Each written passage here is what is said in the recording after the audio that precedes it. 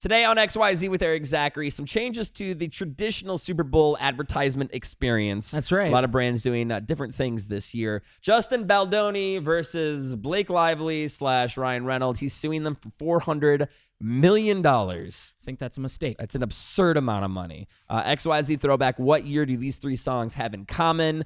Jordan and I playing for you at home. Producer Trace selected them. And Walgreens is finally admitting that locking up merchandise is actually costing them money. You don't say. To which we're like, please stop making us ask for permission to have toothpaste. Please. The show, our show, XYZ, starts now.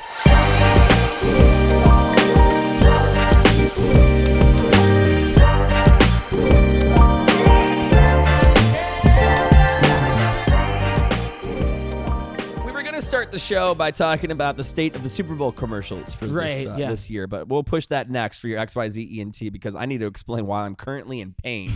And that, producer Trace, you weren't here for this. What happened? We got to the studio today, and you got that weird kink in your back, right by your spine, and your friend can you can cross your arms and they can kind of bear hug you and lift you up. Yeah, and it'll crack it. And so we attempted to do that, but Jordan is wearing overalls today because apparently he's 4, and he had keys in his front pouch and forgot they were there. So when he went to do it, he inadvertently stabbed both of us. My keys went in his back and my front, and I am still in pain. Weaponized the house We're keys. both like, oh, why did that happen? Yeah, I'm like, oh. And it fixed the crack, but now I have a different pain going on. So. XYZ with Erik Zachary. It's your XYZ ENT Entertainment Report as the Super Bowl gets closer and closer.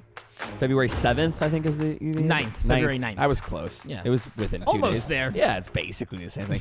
We're starting to see these rollout campaigns of what's going to happen with advertisers, and it's changed so much and so dramatically in the last couple of years, especially since COVID. That's right. Some advertisers put out their specs really, really early, or they do a narrative storyline. Yeah. Where you see one commercial early, then one during the game, and then one after the game. Coors Light. Yes. They're doing Coors Light Mondays. Okay. Shout out to our friend who's actually on their on the agency team. They just put out this billboard in Times Square that spelled the word refreshment wrong. Refreshment. Yeah, and everyone was like, "Oh my god, I can't believe you didn't double check this!" And they clearly did it on purpose to get people talking about it. So now they said, "Hey, we're going to double down. We're going to do Coors Light Mondays." There's limited edition Monday Light cans or cans and 24 packs that you can go buy. Right. And instead of doing an ad for the Super Bowl, they're just going to broadcast their Super Bowl ad the following day. On Monday. Double down on a bigger mistake. And save a ton of money. Wow. And then you have State Farm on the more philanthropic side saying, hey, we're not going to do a Super Bowl commercial this year. The money we would spend to air it, we're going to donate to the LA Wildfire Relief Fund. Oh, that's incredible. Good for them. So shout out to State Farm. They're great partners of ours too. And that's super admirable as well. But yeah, excited to see how different advertisers approach this yearly event that I think is becoming a little less of a spectacle when you have Beyonce playing the Netflix Christmas games and whatnot. But yeah, Kendrick Lamar halftime show this year. Super Bowl, February 9th. I was almost there with the dates. It's XYZ with Erik Zachary, your XYZ ENT Entertainment Report, all brought to you by O'Reilly Auto Parts, your professional parts people. Justin Baldoni. If I never hear that name again, I'll be just thrilled. We knew he was suing Blake Lively and Ryan Reynolds, but now it's coming to light today that it's for $400 million. Wow. Because of defamation and many other claims. Claimed at, quote, at the bottom, this is not a case about celebrities sniping at each other in the press. This is a case about two of the most powerful stars in the world deploying their enormous power to steal an entire film right out of the hands of its director and production studio. I don't know, man. Stretch. Am I saying that Blake Lively is some, angel? Who's to say? We don't know that. But this has got Drake written all over it. The same way he's kind of complaining just to complain. $400 million doesn't seem like a real number to sell to sue someone for defamation. Right. That's just I'm going to ask for an obscene amount of money so you settle for less. I will say if the Nice Pool Baldoni connection is true and the Deadpool and Wolverine, then that is hilarious. But again, I don't think there's a too, claim that much. One of the characters in the most recent Deadpool was Ryan Reynolds making fun of Justin Baldoni. Yes. That just seems like he got his feelings hurt. Yeah. Your Run It Back record on XYZ with Erik Zachary. It's all brought to you by State Farm. Now, before we talk about the actual song, does this song ring a bell? Any guesses? of what that could actually be. That's Eddie John's More Spell on You. Yes. But it led to this song right here. One More Time. Daft Punk, One More Time. Of course, a classic, both electro hit, but also just, cultural hit. I'm glad you said cultural. The robot duo, Daft Punk. Yes, so they sampled that song, like you said, Eddie John's, this dance disco record from the 70s out in France. The way they cut it up was really incredible. But when they put out One More Time, as well as their second album, Discovery, they had this whole basically like short story music video series called Interstellar 555 or 5555. Okay. And it was done by Toei Animation, who also did like Dragon Ball Z, One Piece, all these animes way back when. But because of that, this got broken up, the Interstellar 5555, into different music videos that they would then play on Cartoon Network's Toonami, if you know, you know. But that's where the cultural thing came to be, especially in America. I wanted to hear the chorus. All right, back to you. Sorry. It's all good. I'm not going to give you any of like the chart stats or anything. It didn't do that well here in America, but it's a cultural phenomenon. It's one of those songs that I feel like it did so much better after it's like time. Exactly. People after it's One More Time. Get it? Yeah. Unfortunately, I do. The brief history of how Daft Punk's One More Time became so popular, even though it didn't really do well on the charts at the time.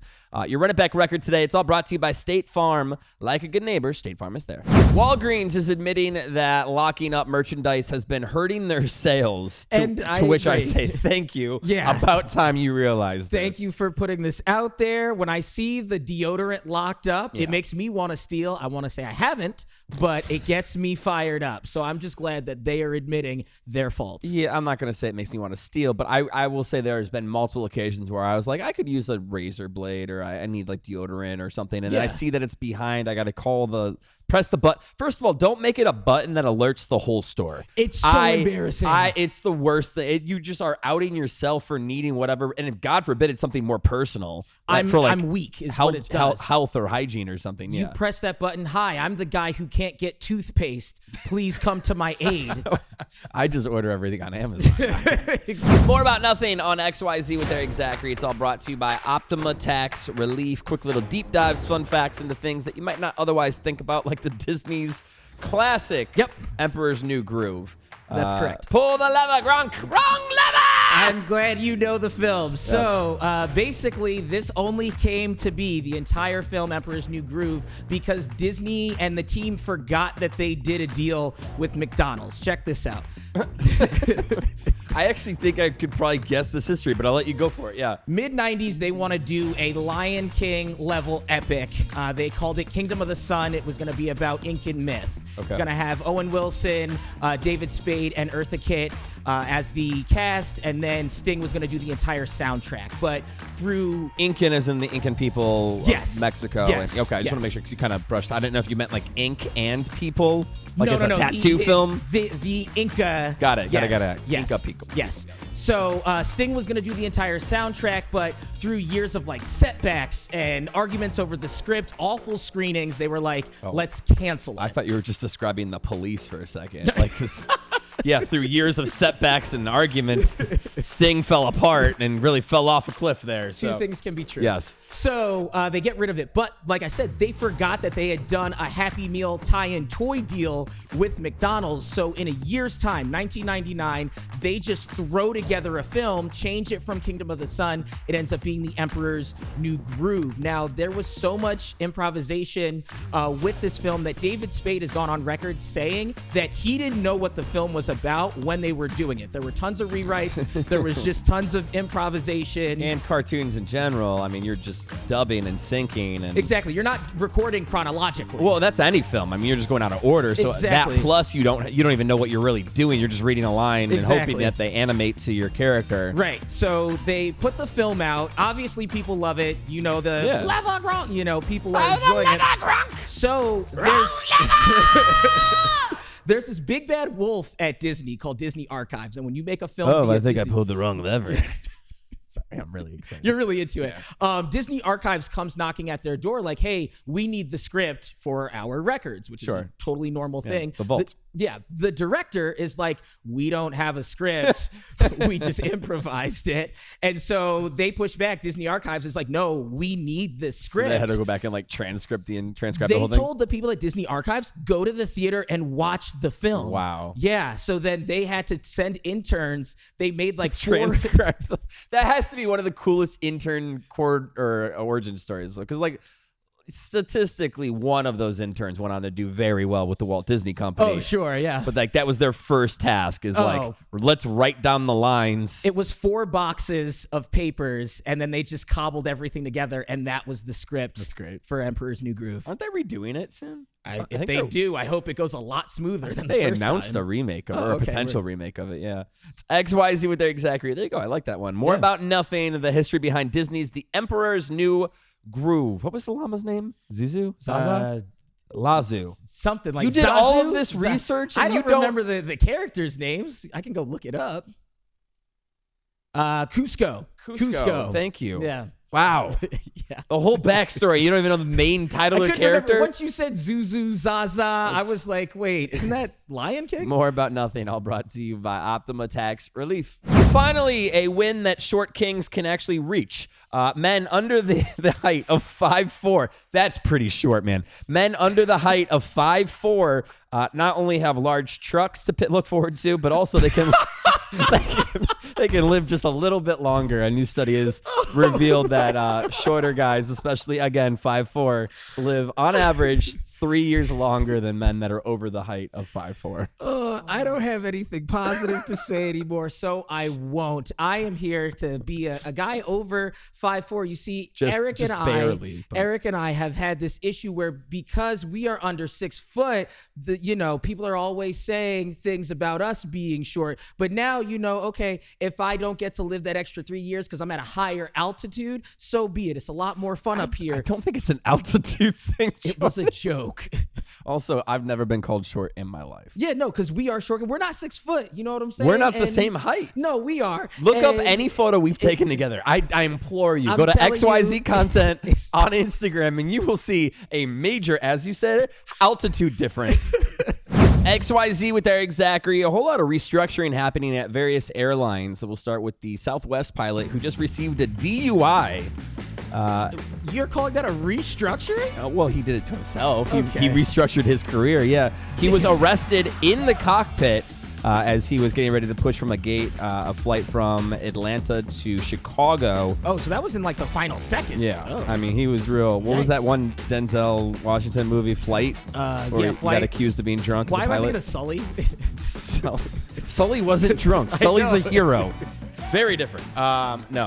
Very close to taking off when I assume another crew member alerted authorities and were like, hey, good. He's not only was he drunk, he like sounded drunk. It wasn't like, oh, he had maybe like a beverage in his system that shouldn't be there. If you didn't know, flight crew, but especially pilots, are not supposed to drink, or it's illegal for them to drink within 8 hours of taking off or having a BAC over, I think it's 0.04. Okay. And he didn't do well and was arrested and immediately fired by Southwest. So it wasn't one of those like, let's see how this shakes out. Trial period or something. A flight attendant also was just sacked because she was, she filmed herself on the plane twerking for TikTok. And she said she didn't see the issue because it was before any passengers were on board, but she was in a full uniform. Got it. Company medal, as they call it, or an aircraft. Like, sure. That's just that. Don't twerk on the job. I don't see where people think like, oh no, TikTok doesn't. It's gonna find me a better. I don't. Unless your job is twerking, then twerk on the job. Yeah, that's a different kind of job. Yeah, and that doesn't have to do with flying the friendly skies. Mm-hmm. That's right. Yeah, you're doing something else that's friendly. It's XYZ. Like OnlyFans. I meant like OnlyFans. We got it. It's XYZ with Erik Zachary. I like to invoke a new rule here in the studio. Okay. And it's called the cleanup song. Because we had some problems, and hand up, I've had my moments where like I have a bottle right here that's empty. This should get thrown away. Sure. Jordan, you've had a few moments, but producer Trace, I think you've had more than the most. Yeah.